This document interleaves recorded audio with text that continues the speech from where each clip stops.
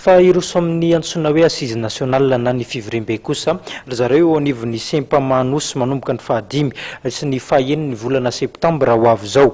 Ny tanjona ao anatin'izy ity moa dia ny ananganana ny satan'ny fanabeazana eto Madagasikara, anatsarana ihany koa izay tontolon'ny fanabeazana izay mazava ho azy.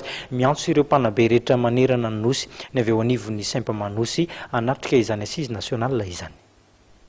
Sempamanosy amin'ny 5-6 septambra ho avy zao dia mikarakara anatanteraka assise nationale izay atao amin'ny NFP Mahamasina eto Antananarivo zany mazava ho azy.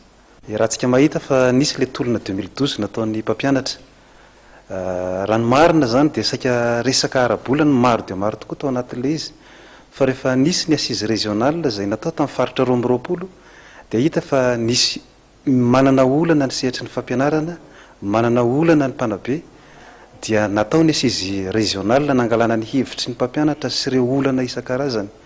Vokatr'izay zany nahatonga an'ilay hoe anatanteraka assise nationale mba handravonana an'izay hevitra rehetrarehetra izay.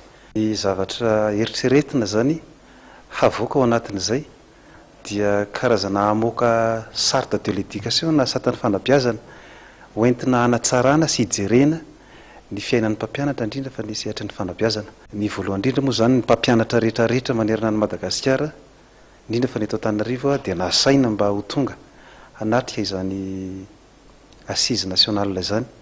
Nasaina manokana ihany koa ireo tompona andraikitra mpiahy mivantana zany ny ministera ny fampianarana, ny tompona andraikitra rehetrarehetra zany dia natsoina mba ho tonga hanotrina ny fotoam-panokafana ao anatin'izany assise nationale izany. Ny Sempamanosy na ny syndicat ny mpanabe manerana ny nosy dia manao antso amintsika mpampianatra rehetrarehetra na mpampianatra raikitra na FRAM zany, atsoina zany tsika nampiasa birao mba ho tonga hanatrika izany assise nationale izay atao ao amin'ny NFP Mahamasina izany, indrindraindrindra isika eto Antananarivo.